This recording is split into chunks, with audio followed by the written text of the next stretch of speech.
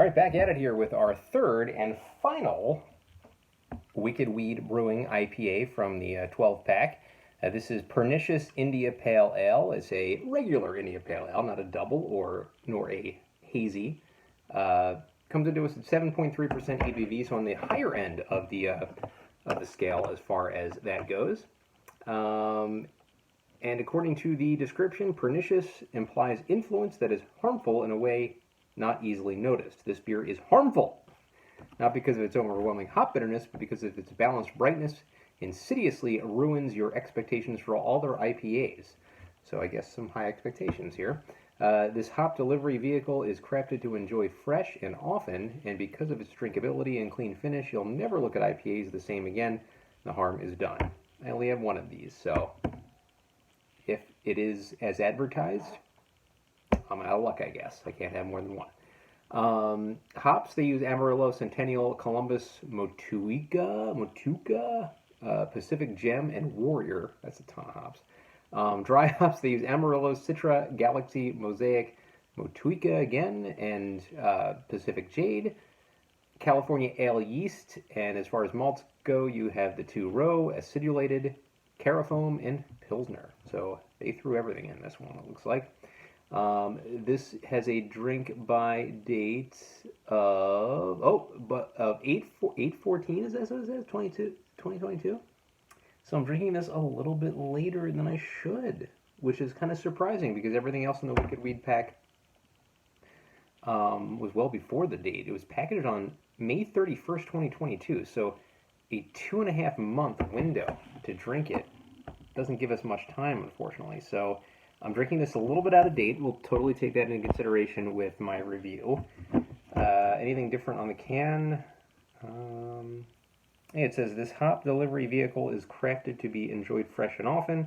Hand-selected New Zealand, Australian, I should say, American hops set this beer apart from all others. Its drinkability and clean finish will lead you to never look at IPAs the same way again. So I guess the key is freshness. So it's kind of like the Stone Enjoy By IPA idea, I suppose, which is why the expiration date was so soon.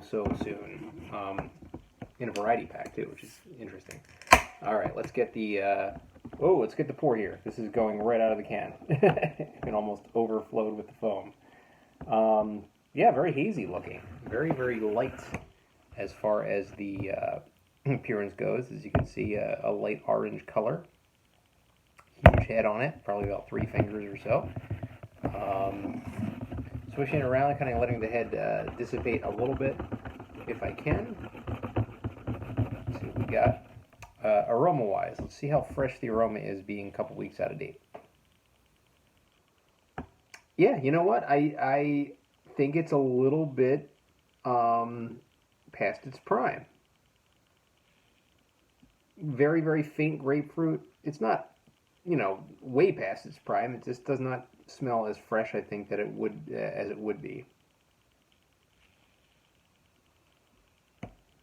You know what? I'd be curious to do a fresh one. Maybe I'll buy another 12-pack of this Wicked Weed, which wouldn't be a bad idea because it's really a good 12-pack.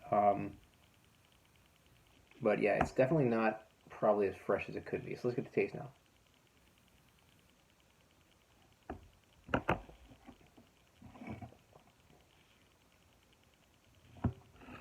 I could see how it would be very, very quaffable and not tasting like it's a 7.3% ABV beer at all. A little bit of a harshness on the back of the tongue.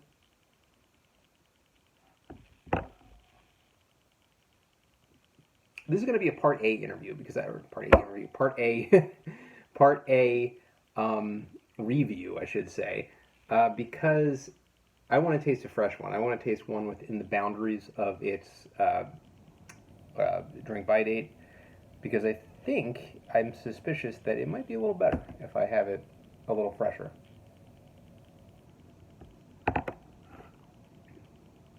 Still very quaffable and not a bad beer. Not a beer that I would say, oh, this is so old. But given the description and telling me when to drink it, I would say it's a little past its prime. So this incarnation of this version of Pernicious, which is a couple weeks after its drink by date, I'm going to go to give an 8 out of 10, but I'll be back with another review of this at some point with a fresher can, just to see how it tastes.